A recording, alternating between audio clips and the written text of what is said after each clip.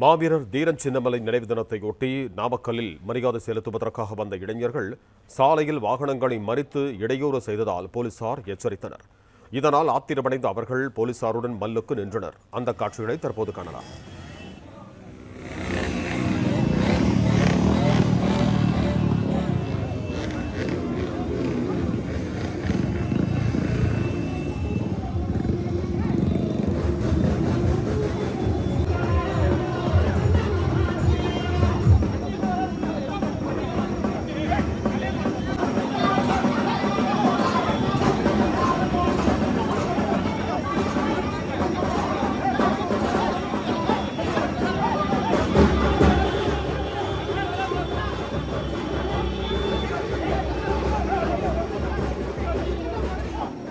கூடுதல் விவரங்களோடு இணைகிறார் எமது செய்தியாளர் பரத்குமார். வணக்கம் பரத்குமார், உங்களிடம் இருக்கும் தகவல்களை சொல்லுங்கள்.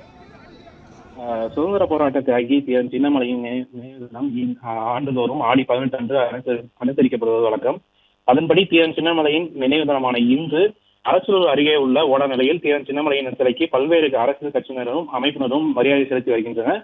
இந்த சூழலில் நாமக்கல்லில் கொங்கு இளைஞர் அமைப்பினர் மோகனூர் சாலையில் அமைக்கப்பட்டிருந்த அவரது திருவுருவ படத்திற்கு மலர் தூவி மரியாதை செலுத்தினர். அதன் பின்னர் நாமக்கல்லில் இருந்து ஓடாநிலைக்கு வாகனங்களை பேரணியாக சென்றனர். அப்போது இளைஞர்கள் தங்களது இருசக்கர வாகனத்தில் அதிக ஒலி எழுப்பியவாகவும் அதே போல இருசக்கர வாகனத்தில் நின்று கொண்டும் சென்றனர். இதே போல கார்களின் கதவுகள் அமர்ந்தவாறும் பயணம் செய்தனர்.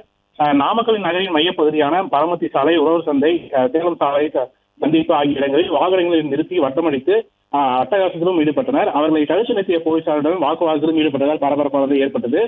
இதற்காக நாமக்கல்லில் சுமார் 300க்கும் மேற்பட்ட போலீசார் பாதுகாப்பு பணியில் ஈடுபட்டிருந்த போதும் அந்த இளைஞர்களை சமாளிக்க முடியாமல் வெளிப்படுகின்றனர். இதனால் நாமக்கல் நகரில் பொதுமக்கள் வெகுவாக பாதிப்படைந்தனர்.